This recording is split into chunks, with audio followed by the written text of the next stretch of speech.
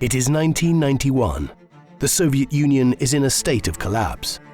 After years of decline and attempts at reform, die-hard communists within the regime launch a coup d'etat against the Soviet premier, who is detained.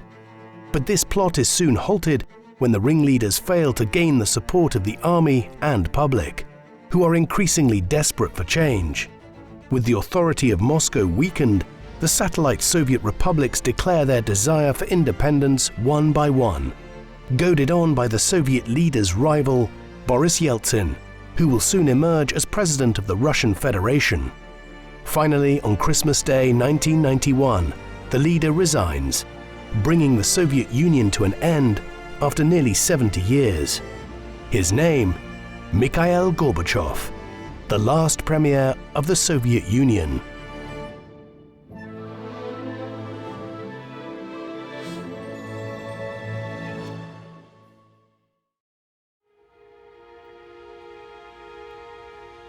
The man known to history as Mikhail Gorbachev was born on the 2nd of March 1931 in the village of Privolnaya in the Stavropol Krai region of southwestern Russia. Privolnaya lies between the Sea of Azov at the northern end of the Black Sea and the Caspian Sea, south of both Rostov-on-Don and the city of Volgograd, the latter of which was known at the time as Stalingrad.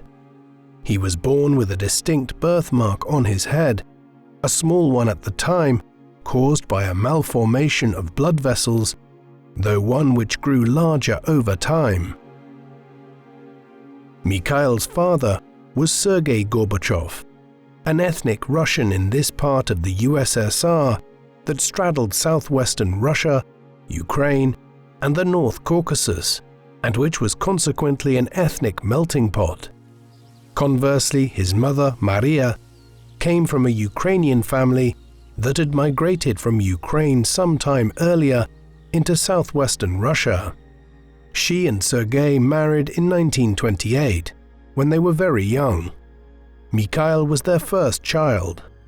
They would have another son, but he would not arrive into the world until much, much later, following the Second World War, by which time Mikhail was already a teenager. Mikhail was born at a time of truly revolutionary change in the history of Russia. 14 years earlier, in 1917, in the midst of the First World War, a series of revolutions had eventually brought the Bolshevik communists to power. A bitter civil war had followed over the next half a decade, one in which millions of people had died and famine had stalked large parts of the country. At the end of it, though, the communists had established control over Russia and maintained their dominance of Ukraine and Belarus, as well as much of Central Asia and the Caucasus, though they had lost the former territories of the Russian Empire in the Baltic States region and Poland. In 1924, the first leader of the Soviet Union, Vladimir Lenin, died, and after a power struggle, Joseph Stalin established himself as a ruthless autocratic dictator over the USSR. In 1928, he launched the first 5-year plan, an economic program designed to begin transforming the Russian economy and transitioning towards socialism and communism. What this meant early on was trying to shift away from an overt reliance on agriculture as the primary basis of the Russian economy and towards industry. Trying to rapidly achieve this was chaotic and brutal. A program of creating mass collectivized farms was initiated, leading to severe unrest and creating a man-made famine in much of Ukraine and southwestern Russia that killed millions of people. In the long term, though, the Soviet economy did begin to change. Economic growth occurred in the 1930s, and the shift towards hard industry would be compounded by the outbreak of the Second World War and the Nazi invasion of the Soviet Union in the summer of 1941.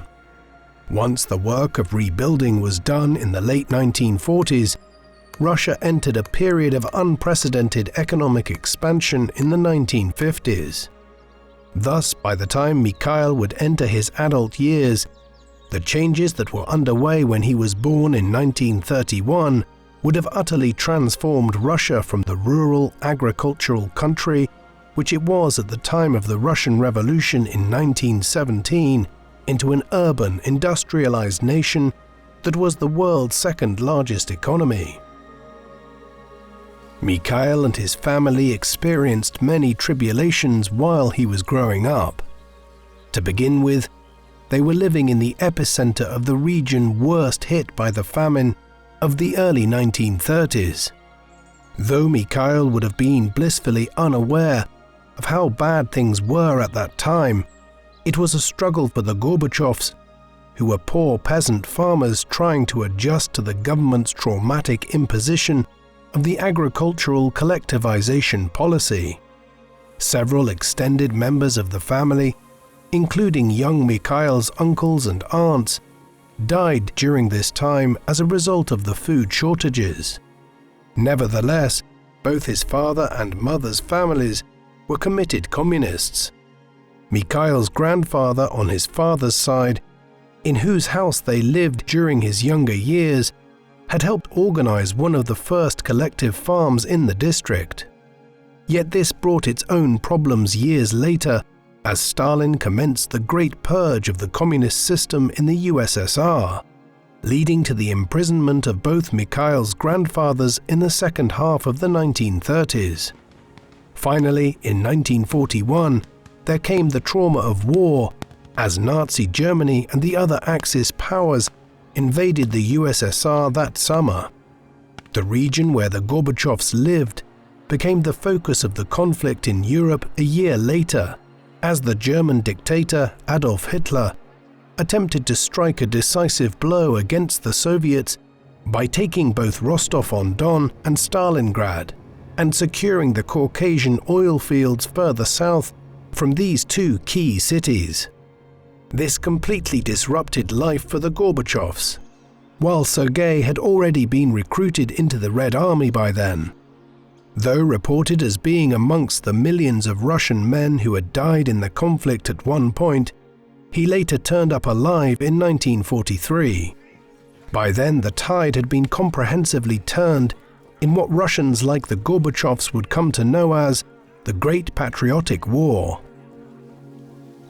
While the Gorbachevs were very poor, one of the genuine accomplishments of the Soviet regime amidst the famine and state terror of the 1930s was that education was expanded to be universally available to all, regardless of their social and economic status. On the other hand, young Mikhail's education had been interrupted for several years by the war, and it was only in 1944 that classes resumed. When they did, he began to emerge as a gifted student, with an interest in both Russian and Western literature. He also took an interest in politics, which led to him joining Komsomol after the war, the full name of which was the All-Union Leninist Young Communist League, the youth division of the Communist Party. He was soon in charge of the local branch and used his position to organize a theater group. Mikhail had developed a love for Russian theater already by that time, one which would remain with him for the remainder of his life, often visiting the theater in Moscow in later years once or twice a week. Other interests that he began to develop in the more settled times of the post-war era included an interest in playing the piano and chess. His life was tougher in many other respects. His secondary school was many miles away from the family home in Privolne, and he had to walk nearly 20 kilometers to and from it every weekend. Summers were spent working long and hard days on the farm, but Mikhail had a good role model in his father, who was awarded the Order of Lenin in 1948 for both his farm work and his wartime service. Mikhail was awarded a more junior honor, something which helped not long afterwards when he applied to go and study at the Moscow State University in the Russian capital. the most prestigious university in the USSR at the time. His application was accepted, and so in 1950, he set off north to the capital. In Moscow, Gorbachev became more keenly involved in Soviet politics. He acquired full membership of the Communist Party, a prerequisite for any future political career, while at the same time he continued to advance within Komsomol. He also met his future wife in Moscow. Raisa Titayenko came from the Altai region of Siberia in central Russia and had arrived at the capital around the same time as Mikhail to study philosophy. They married in 1953. The marriage was one of love and respect, though they would only have one child, a daughter named Irina, who was born in 1957. Raisa would work for much of her adult life as a teacher. Married life for her and Mikhail began just as the country was beginning to change in profound ways. Stalin died in 1953 and was replaced by Nikita Khrushchev, a leader who began a program of de-Stalinization through which he aimed to move away from the overt authoritarianism and state terror that had characterized the dictator's reign. Furthermore, after a quarter of a century of Stalinist terror, famines, war and social turbulence brought about by communist policies, those same policies finally began to bear some fruit as Russia, Ukraine, and the other parts of the Soviet Union entered into a period of unprecedented prosperity and growth. As all of this was occurring, Gorbachev completed his studies in politics and law in Moscow, and then acquired his first postings as a government official back in his native Stavropol region in the southwest of Russia. Over the next several years here, he began a slow but steady progression up the local government administration. For his generation of Soviet politicians, this was how one earned promotion. It had been different in the days of the revolution, when promotion could be achieved much faster through having performed some daring act in the midst of the civil war. Mikhail would spend the better part of 2 decades working as an official in Stavropol. His ascent in the regional politics of southwestern Russia was aided by the fact that he was personally inclined towards the more reform-minded politics of the age. He agreed with Khrushchev's criticisms of the excesses of Stalin's time in control of the USSR and believed that a more open and transparent form of politics would be better for Russia and its communist empire, a belief which he would hold for his entire life. In the late 1950s and early 1960s, while he was still a young man himself, his primary role in Stavropol was to head up the regional Komsomol branches. In the mid-1960s, he was promoted through a number of different positions, working for a time within the Agriculture Bureau and on environmental policies. His relationships with several senior officials eventually led to his acquiring a position as a secretary within the local administration. In the second half of the decade, he undertook numerous trips to other parts of Eastern Europe, and these would prove formative in the development of his political ideology, as he came into contact with people who were a lot less happy about Soviet control over East Germany, Czechoslovakia, Hungary and Poland via the Warsaw Pact, its Eastern European military alliance, than Soviet propaganda back home in Russia would have suggested. He was also sympathetic towards the cause of the reformers who led the Prague Spring in Czechoslovakia in 1968 and looked with disapproval at the violent Soviet repression of it later that year. The removal of the reforming Khrushchev from power in Moscow and his replacement with the much more conservative Leonid Brezhnev back in 1964 had also depressed him, and for a time he considered an alternative career path, though he ultimately remained in politics. Mikhail's decision to continue in politics began to reap a dividend in the 1970s, after he was promoted to become first secretary of the regional government of Stavropol. This made him the leader of one of the larger provincial administrations of the country. It also came with a big budget, not least because the Great Stavropol Canal had been under construction here since the 1950s and was due to take many more years to complete. Gorbachev was a guiding influence in the further development of this 480-kilometer-long artificial waterway. Other duties included oversight of the region's large collective farms and factories. As first secretary, Gorbachev was also regularly called to Moscow for meetings of the heads of provincial government, and he began to develop relationships with senior Soviet ministers in the capital. He was also appointed to several delegations of Soviet dignitaries that were sent to Western Europe at a time when a different strand of communism was developing in France and Italy. Just like his visits to East Germany and Czechoslovakia in the 1960s, these trips abroad were formative for Gorbachev. He found the Western countries to be different to the received view of them back in Russia, and that some things worked inherently better within them than in the USSR. This is not to suggest that Gorbachev's ideology ever became one of thinking that the Soviet system was inferior to the Western one, simply that he was able to evaluate both on their own terms and see the pros and cons in each. It was this which would mark him out as distinct from other leaders of the Soviet Union. Gorbachev's ascent to become leader of the Soviet Union was fortuitous. He had already been one of the youngest regional first secretaries ever in the USSR when he took the helm of the Stavropol government back at the beginning of the 1970s. Now, late in 1978, he was appointed as the secretary of the General Committee of the Communist Party. This meant that he and Raisa had to relocate to Moscow, though she was soon offered a new teaching position, and he was now at the very center of power in the capital.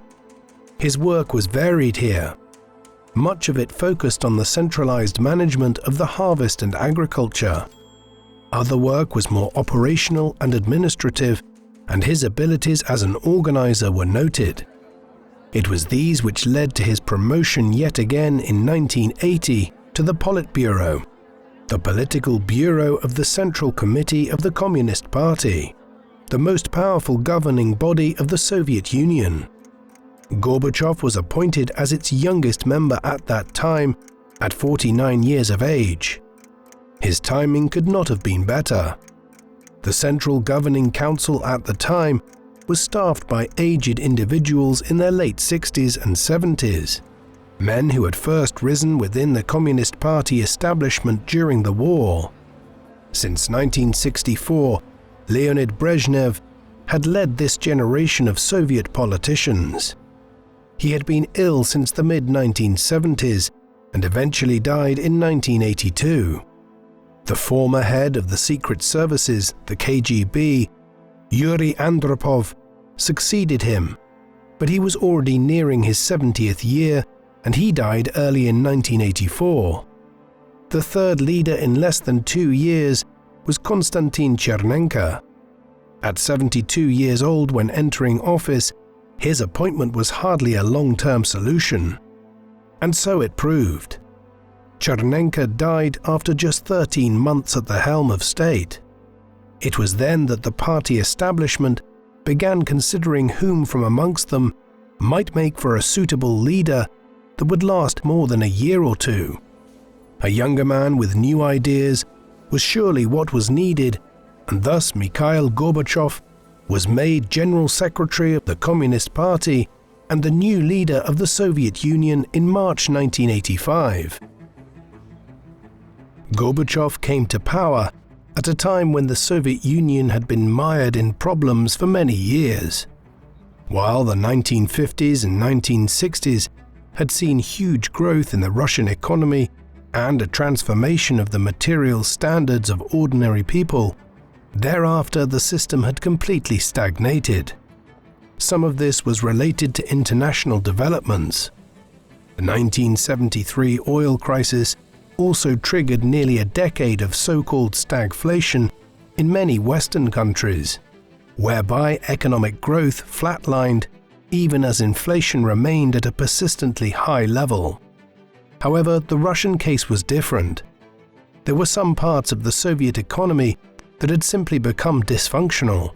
For instance, in order to ensure that everyone was employed, there were often 2 or 3 people carrying out work that could have been completed by just one person. On top of this, there were overt levels of bureaucracy. Perhaps most worryingly, there simply wasn't the same level of innovation which was present in the US or indeed in countries like Germany and Japan that had been devastated in the war but had bounced back as high-tech economies boosted by association with the US economy and the dollar. Moreover, even when the impact of the oil crisis of the 1970s receded and countries like the US and Britain entered into a fresh period of economic boom in the 1980s, the Soviet economy continued to flatline. These economic problems were also reflected in the military situation, and there was little doubt that the US was winning the Cold War in the 1980s, a far cry from the 1950s when the Russians had been in the ascendant. Gorbachev was aware of all of these problems, and unlike the older generation of conservative leaders that he was now replacing, he was determined to do something about it. He would embark on a reform program that he hoped would once again make the Soviet economy grow and would revitalize the communist system after a long period of decline. Gorbachev's reform program was complex, but it focused above all on 2 things, one economic, the other more political and social. From the economic perspective, Gorbachev favored perestroika, which translates into English from Russian as restructuring. This concerned the reframing of economic policy and ethos in the Soviet Union.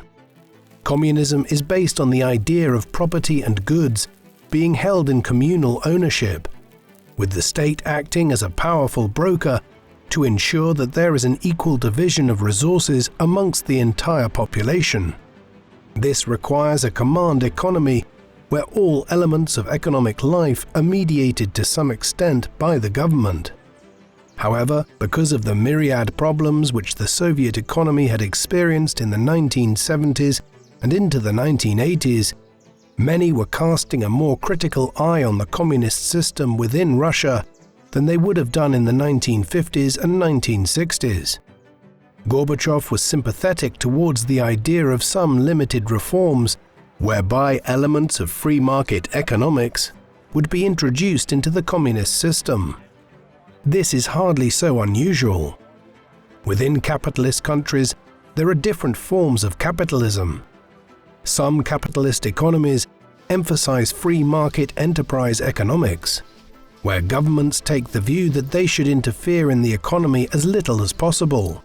But others are more interventionist, to balance out what are viewed to be imperfections in the free market system.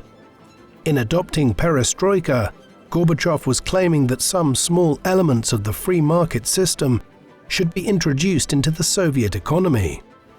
What this meant in practice was the introduction of a level of private ownership of property and goods in Russia by Gorbachev's government that had not been seen in the country since the end of the Russian Civil War over 60 years earlier. Reforms were also introduced into how the USSR traded with other countries. The second major prong of Gorbachev's reform program was encompassed in the term glasnost, which transliterates as openness or transparency. This was the idea that ordinary Russians, Ukrainians, and people from the other constituent parts of the USSR should be free to discuss politics in a more open and transparent fashion than they had in the past. For virtually the entirety of its nearly 7 decades in power, the Russian communist movement had governed along authoritarian or narrow lines. During the long dictatorship of Joseph Stalin, this had been so severe that even talking about political affairs in a public context could have been sufficient reason to end up in the Gulag prison camps of Siberia. Things had moderated in the 1950s and 1960s, but there was still a lot of repression in Soviet society. Moreover, the way to political advancement was seemingly exclusively by working one's way up through the established communist hierarchy, a method which tended to produce fairly unimaginative bureaucrats whose worldview rarely looked beyond preserving the status quo. Gorbachev was arguing for a new approach through glasnost. The Soviet Union would not become a democracy overnight, but there would be greater transparency in terms of how people were put into positions of power and a more open discussion about society and politics.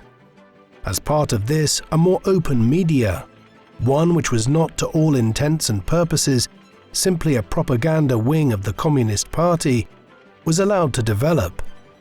In 1986, Gorbachev began regularly using these two terms, glasnost and perestroika, to describe the new approach he was employing towards governing the Soviet Union. Gorbachev's effort to implement these policies was launched through the 12th five-year plan of the Soviet Union, which ran from 1985 to 1990. Through this, a range of other policy measures were implemented. One was uskarenia, meaning acceleration.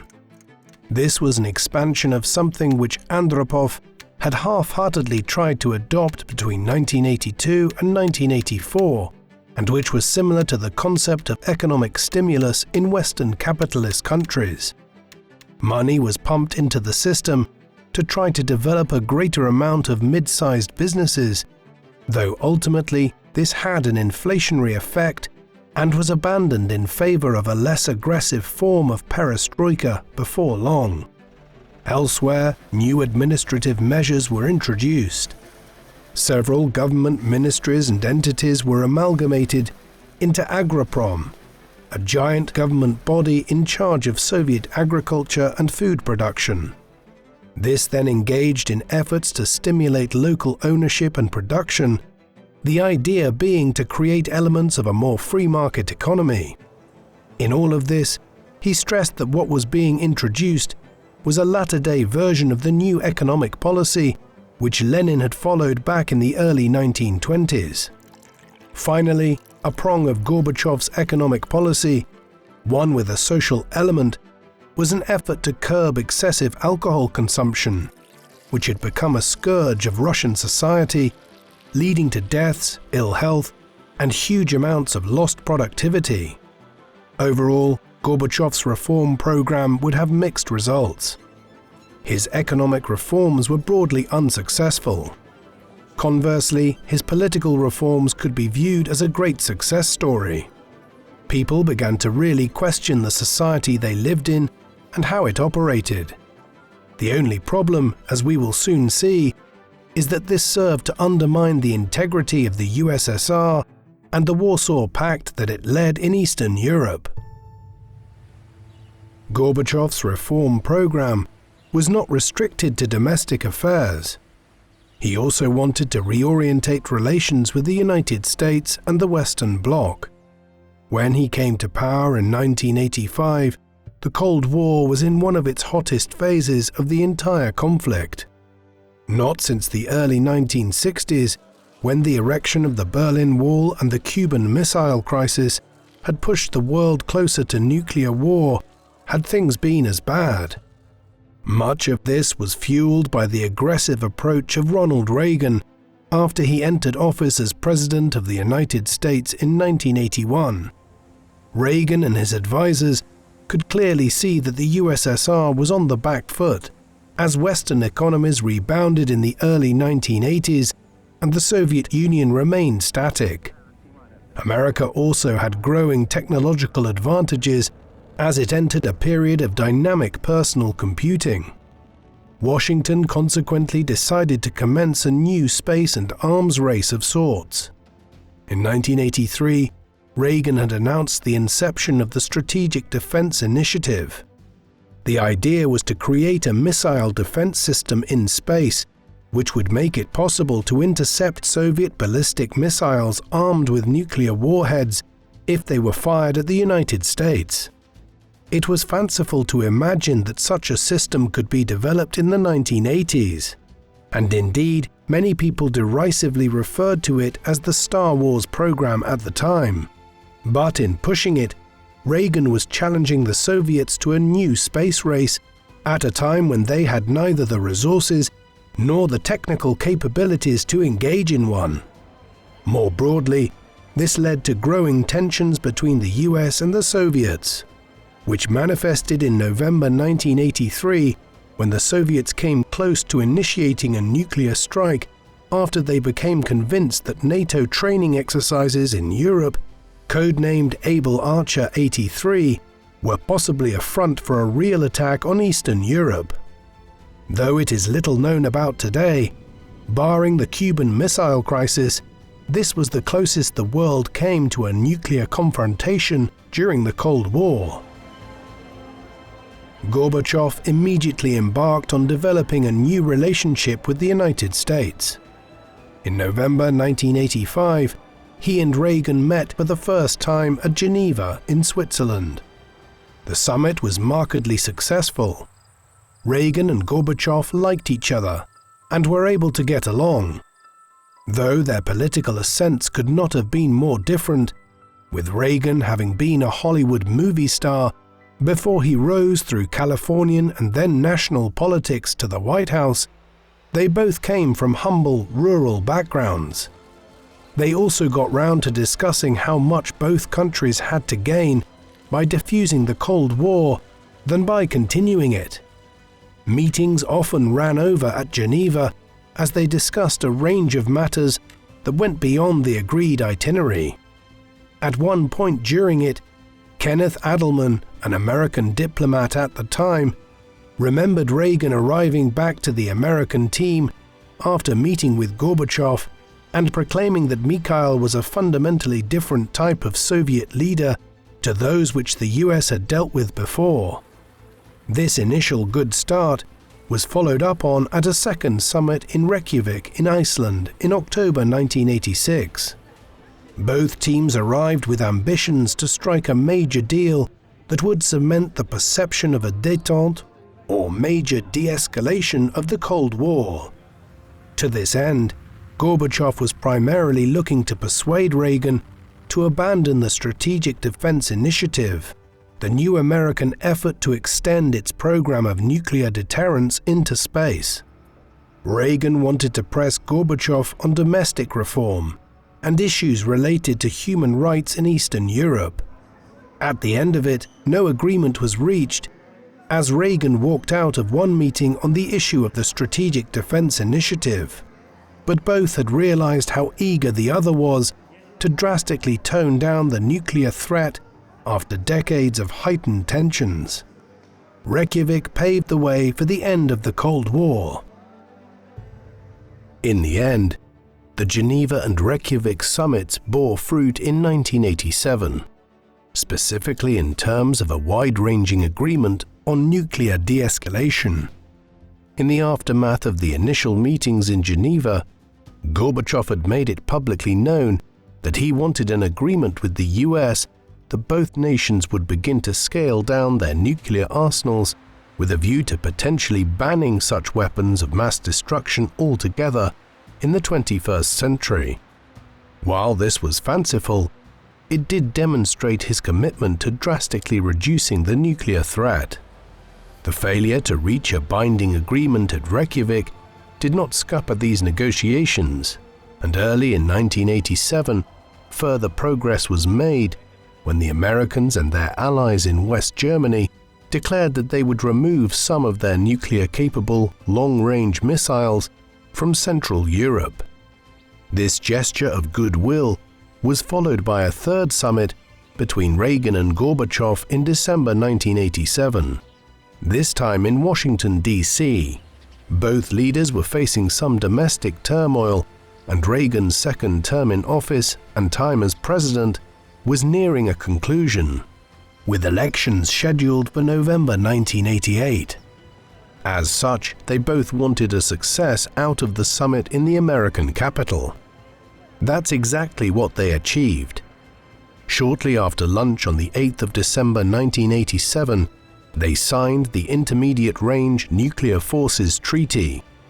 This banned American and Soviet intermediate range missiles that could carry nuclear warheads distances of up to 5,500 kilometers. As a symbolic act, it demonstrated a desire to end the Cold War to defuse decades of tensions. Numerous other agreements were reached between Gorbachev and Reagan and his successor George H. Bush between 1988 and 1991, notably the 1990 Chemical Weapons Accord, which aimed to massively reduce chemical weapons stockpiles. Cumulatively, these agreements constituted the most wide-ranging efforts to end the arms race between the US and the USSR of the entire Cold War, though unfortunately many of these agreements have been abandoned by either the Russian Federation or the United States in the early 21st century. Gorbachev was undertaking his ambitious reform program and the efforts to improve relations with the United States while he was confronted by a number of major problems. One was foreign and inherited, and one was domestic and came like a bolt from the blue.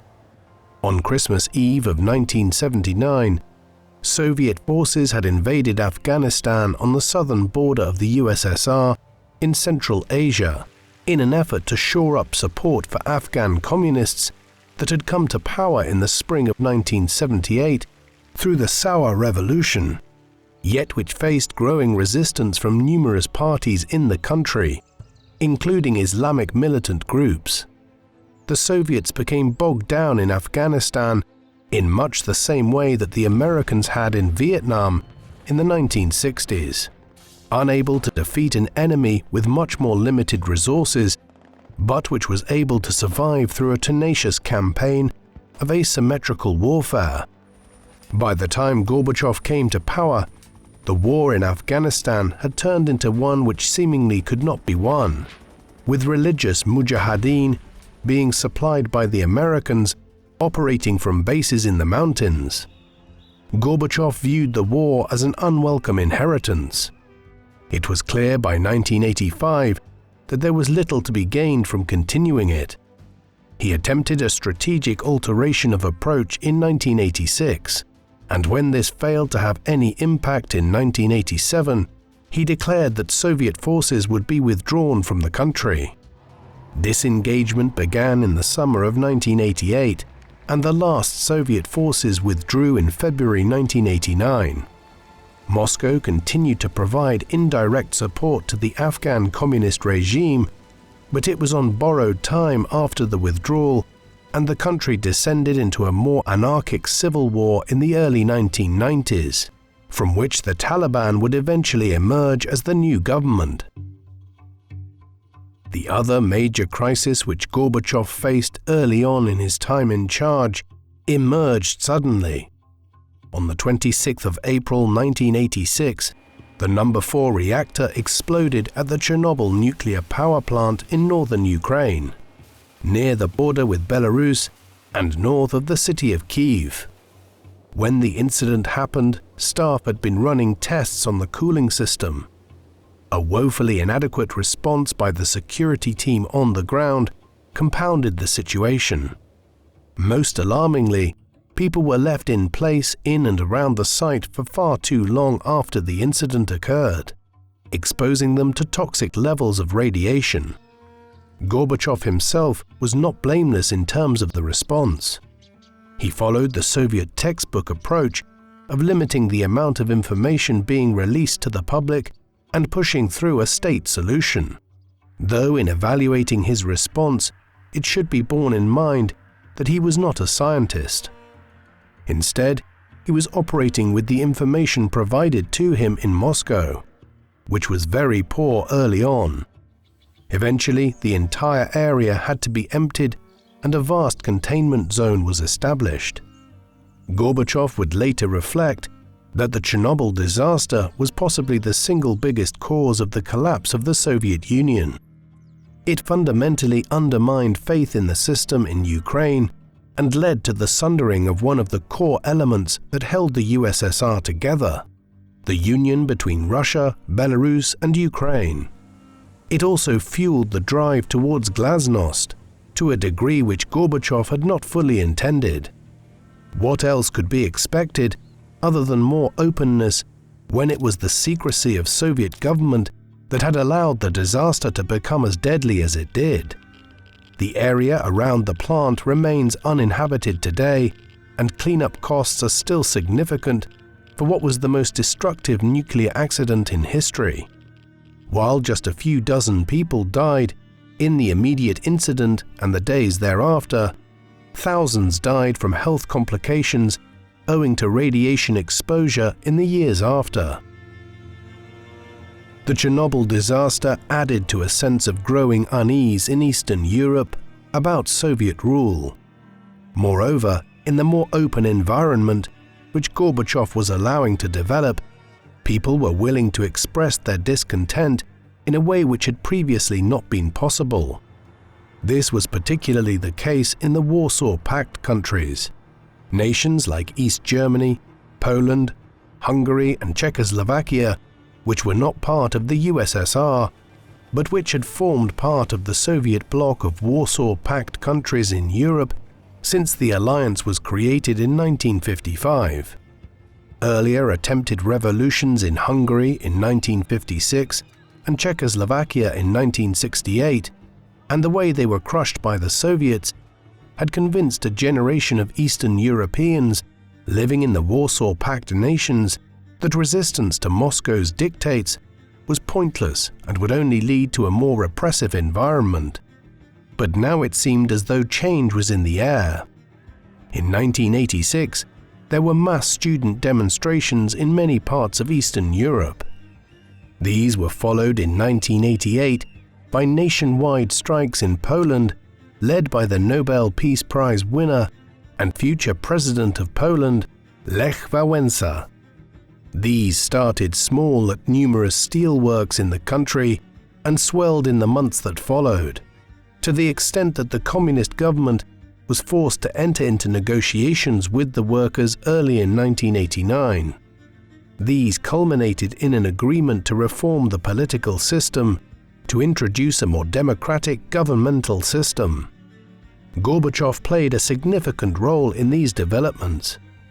In the summer of 1988, he visited Poland and informed the government there that they could not expect Moscow to come to its aid with a military intervention of the kind that had occurred in Hungary and Czechoslovakia in 1956 and 1968.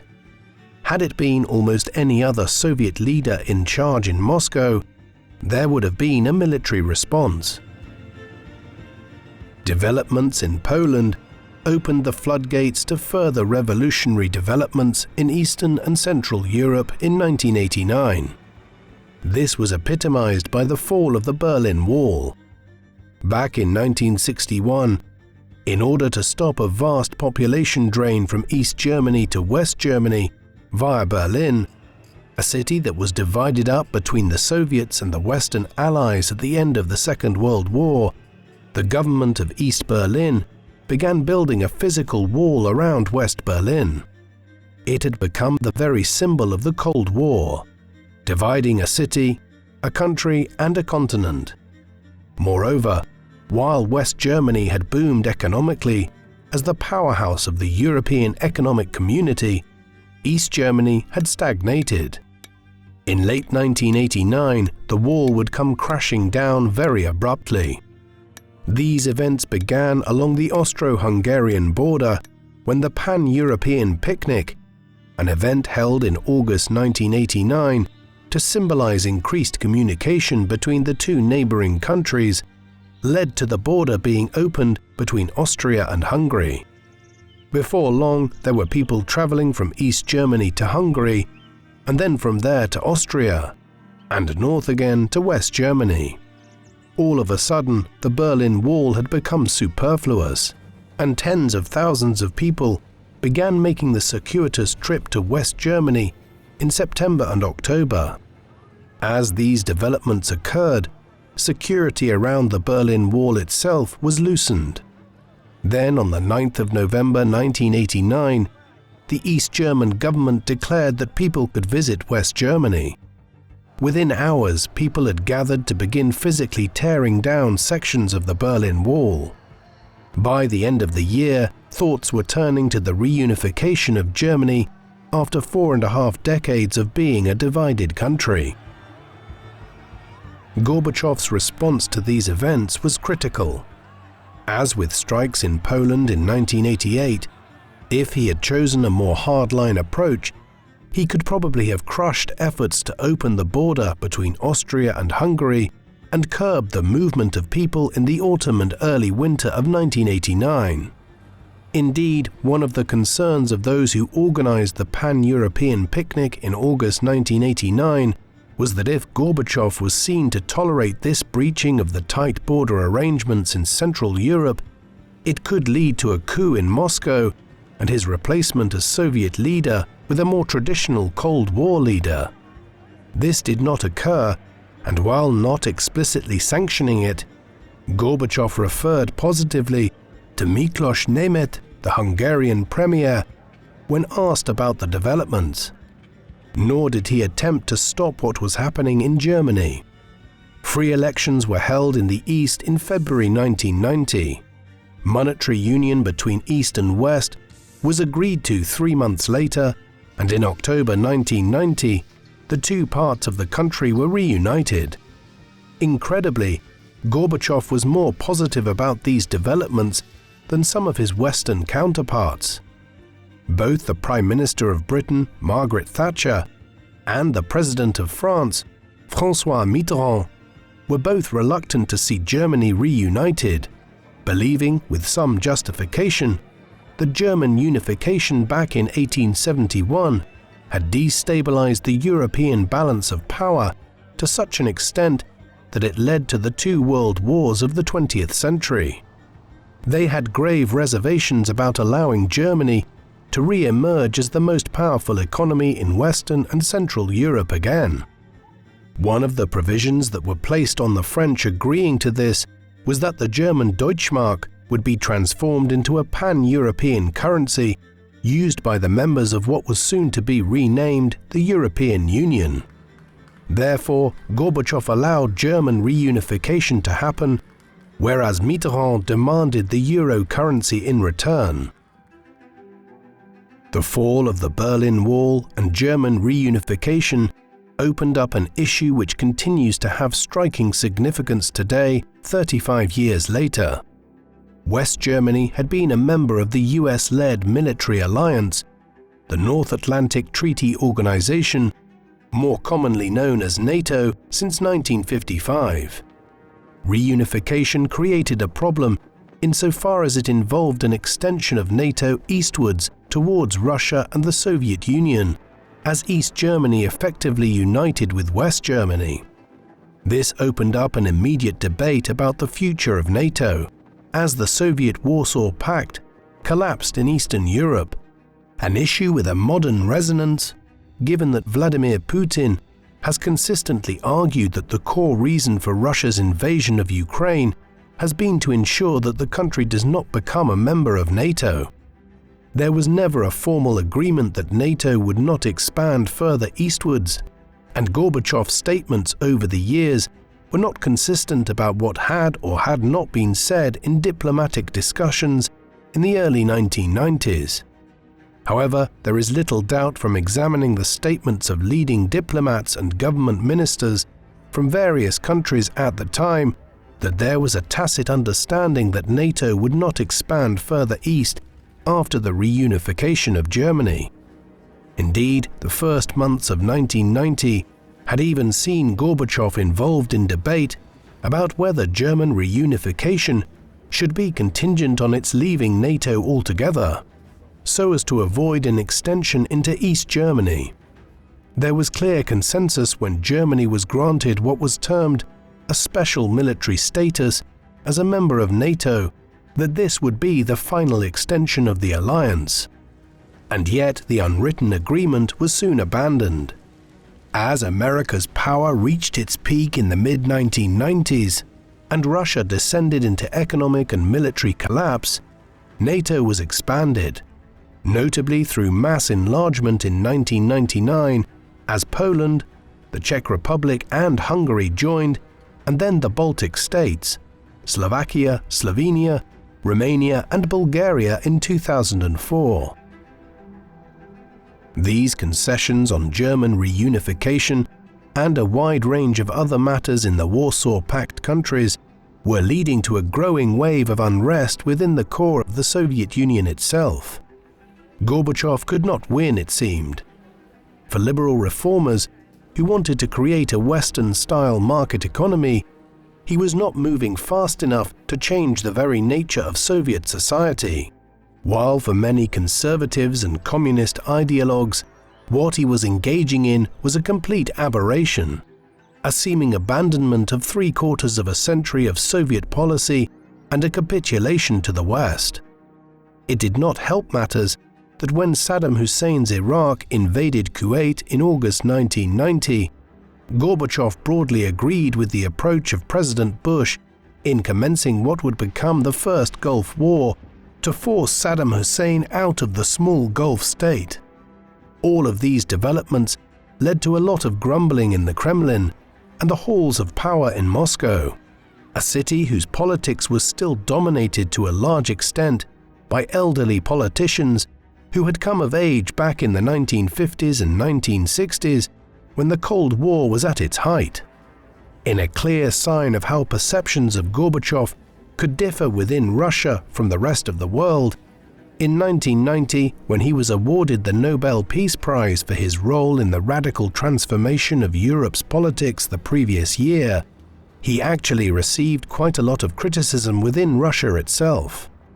The award was viewed in some circles as a sign of how much of a stooge of Western interests Gorbachev had become. Still, he retained enough support to remain in charge and was re-elected as head of the communist leadership at the 28th Communist Party Congress in the summer of 1990, despite a vocal opposition group presenting itself there. Gorbachev's position as leader might have been reaffirmed in the summer of 1990, but the opposition to his leadership in some circles continued to increase. The events of the second half of 1990 and into 1991 were too much for many. During this latter period, several of the constituent republics of the USSR, like the Baltic states, Estonia, Latvia and Lithuania, affirmed their independence from the Soviet Union, meaning that it was no longer Warsaw Pact countries that were falling out of Moscow's control, but actual parts of the USSR. While Gorbachev made a strong effort to prevent any further erosion of the Union by negotiating a new Union treaty with republics like Kazakhstan, Georgia and Moldova in 1991, a conspiracy to overthrow him was already brewing within the Communist Party by then. On the 18th of August 1991, the plotters struck in what has become known as the August coup. At the time, Gorbachev was holidaying at his dacha in the Crimean Peninsula. A group of men, including the leading KGB figure, Yuri Plekhanov, visited him there and after gaining access detained him in the house while the coup was being launched in Moscow. In the capital, the vice president of the Soviet Union, Gennady Yanayev, was soon revealed as the head of the conspiracy. He moved to seize control of the government and was appointed as acting head. However, the plotters had not accounted for Boris Yeltsin, a leading figure within the Communist Party who had been acquiring more and more influence as Gorbachev's position weakened in 1990 and 1991. On the 19th of August, Yeltsin famously climbed up on top of a tank outside the Russian parliament in Moscow and spoke out against the plotters. It was a defining moment, one which played an important part in the collapse of the coup in the days that followed. But it also symbolized the manner in which Gorbachev was being completely outflanked by forces that his reforms had unleashed. His days as head of the Soviet Union were numbered. As the August coup collapsed on the 21st and 22nd of August, Gorbachev was released and made his way back to Moscow. There he realized that Yeltsin was increasingly the man of the hour, the new leader of Russia as matters moved very quickly. The pair were engaged in a tug-of-war for weeks thereafter. Yeltsin criticized Gorbachev openly for his handling of the country's politics in such a way that had led to the attempted coup. Meanwhile, the Communist Party's normal activities were being suspended, in a highly fluid period in which communism seemed to be collapsing, but in which it was highly unclear what the end result would be. Gorbachev continued to try and promote plans for an alternative union that would keep Russia united with Belarus, Ukraine, the smaller Caucasian republics, and the states of Central Asia like Kazakhstan. In this, he was working at cross purposes with Yeltsin, who was actively promoting the idea of an independent Russia. The end came in December 1991. On the 8th day of that month, Yeltsin met with leading figures from Ukraine and Belarus at Vyskuly, in the Białowieża forest region of Belarus, where they signed the Białowieża Accords.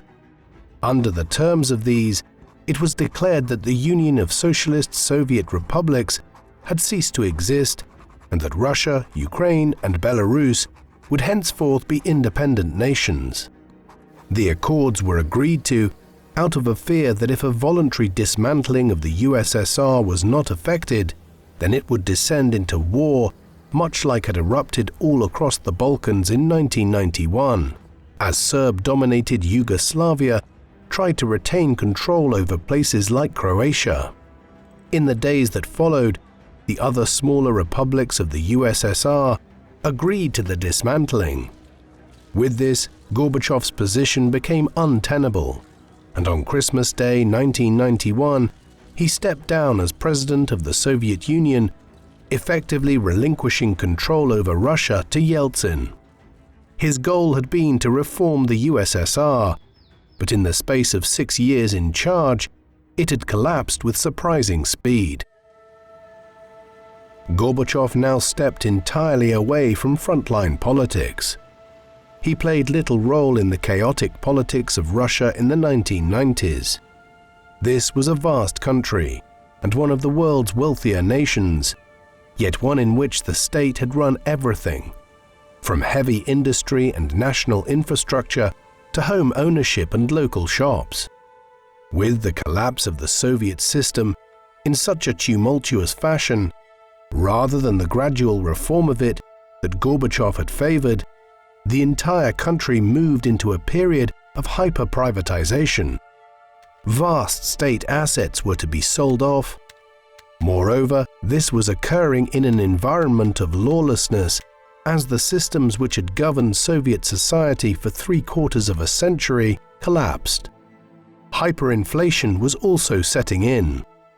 To combat this, the advice of Jeffrey Sachs, an American economist whose use of so-called economic shock therapy to combat hyperinflation had proved reasonably successful in Bolivia in the 1980s, was sought by Yeltsin's government.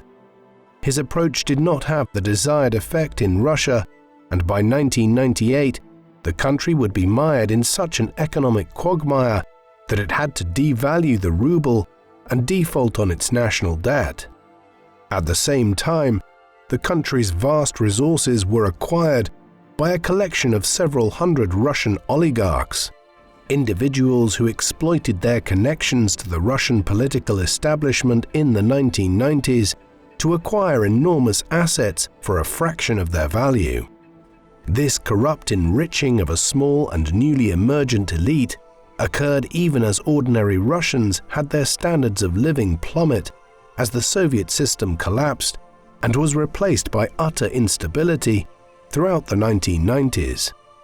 The Russia of the 21st century was carved during this chaotic period. Gorbachev observed these shifts in Russia's fortunes from outside of the political sphere. He entered semi-retirement in 1992, but he continued to work on various projects, both domestically within Russia and on the international stage. Much of this centered on the International Foundation for Socio-Economic and Political Studies, otherwise known as the Gorbachev Foundation.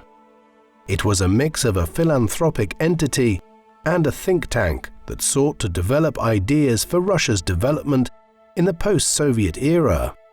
It also aimed at preserving Gorbachev's legacy to an extent. For instance, in the mid-1990s, the foundation conducted work on exploring what perestroika and glasnost had been and what Mikhail had been trying to achieve during his time in charge of the Soviet Union. Gorbachev was also intent on establishing himself as an international elder statesman of sorts. While his reputation at home in Russia was mixed, abroad he was a Nobel Peace Prize winner who, along with Reagan and Bush, had brought the Cold War to an end peacefully. He spent much of the 1990s traveling the world in this capacity. The end of the decade, though, was a troubling time for him. His wife, Raisa, was diagnosed with leukemia in 1999. Her condition was advanced by the time it was detected, and despite traveling to Germany to avail of advanced care, she died within a couple of months of her diagnosis in September 1999. In the years that followed, as he entered his 70s, Mikhail slowed down, though he was always reasonably active, speaking out against the US invasion of Iraq in 2003 and even considering a re-entry into Russian politics in the 2000s. In the midst of his own life changing considerably in the 1990s, Mikhail kept a close eye on how Russia's post-war politics were developing. He was critical of Yeltsin, who served as president of Russia down to the very last day of the 20th century, the 31st of December 1999. On the one hand, Gorbachev did not believe that he was managing the transition to a free market democracy well, while on the other there were personal criticisms to be made of Yeltsin, a figure with a considerable alcohol problem. Gorbachev initially viewed Vladimir Putin more favorably, a former member of the Soviet secret services, the KGB, who had risen from obscurity in the final years of the USSR to become Yeltsin's successor when he left office at the end of the 1990s. Yet as Putin began overtly manipulating the political system to remain in power beyond the end of his first 2 terms as president in 2008, Gorbachev became a vocal critic, especially so once Putin decided to run for a 3rd term in 2012. At the same time, he was not entirely opposed to all of the new president's actions. He agreed with Putin that the Crimean Peninsula was fundamentally more a part of Russia than Ukraine, and so was not opposed to the annexation of it in 2014. Nor did he think that the Western nations had any right to criticize Russia for playing a role in the Caucasus, given their own history of global imperialism. When the war between Russia and Ukraine was expanded in February 2022, however, Gorbachev was said to have been extremely critical of it in private, but he made no major public declaration concerning it. This was because his health was very poor by then. He had suffered from numerous ailments since the mid-2010s, including deteriorating eyesight, a heart condition, a bout of pneumonia, and kidney problems. Eventually, on the 30th of August 2022, he died from an accumulation of issues at 91 years of age. He was not afforded a state funeral, and the plaudits for a man who more than anyone else had overseen the end of the Cold War, a process of nuclear détente, and the tearing down of Europe's physical and ideological barriers was notably warmer internationally than it was in Russia. Angela Merkel, the long-serving Chancellor of modern Germany, perhaps captured this best, stating, quote, "To this day I can still feel the fear that I shared with many people in the German Democratic Republic in 1989, whether tanks would roll again. But this time no tanks rolled. No shots were fired." Mikhail Gorbachev was in many ways an unusual political figure. He rose from relative administrative obscurity to play a highly significant role in the history of the 20th century, and then faded away again almost as quickly. Born in Russia during a period of immense change, he lived through the trauma of the Second World War and came of age in a period of vitality for the Soviet Union, when Russia was experiencing seemingly boundless economic growth and it appeared to be gaining the upper hand in the Cold War. Thereafter, he played a role in provincial administration and rose to a reasonably high position in the central government by the time he reached his 50s. However, he only managed to become the leader of the Soviet Union because of a rapid turnover of leaders in the first half of the 1980s. Once in power, he set about trying to reform the Soviet Union, a polity that had been in decline for many years and which was now clearly losing the Cold War. However, while he was a reformer, he certainly did not wish to bring about the end of the Soviet system. Instead, he wanted to introduce some minor elements of the free market system to buttress the Soviet system, while also liberalizing society. His tragedy was that in attempting to reform the system, he destroyed it. Once a more open environment presented itself, pent-up demand for change led to the collapse of the communist governments in East Germany and the other Warsaw Pact countries.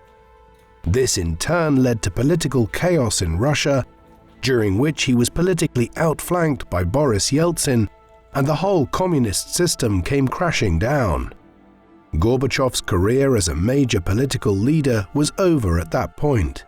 Yet he remained a respected elder statesman on the world stage, though less so at home in Russia. Meanwhile, in lieu of the gradual reform which Gorbachev wished to implement, Russia descended into a decade of crisis, from which Vladimir Putin emerged as a successor to Yeltsin. Had Gorbachev's intended reform program been successful, the world might be a more stable place today. What do you think of Mikhail Gorbachev? Was he naive to think that he could reform the Soviet Union without having its power collapse, or could a reformed version of the Soviet system have prospered if it had not collapsed between 1989 and 1991? Please let us know in the comment section. And in the meantime, thank you very much for watching.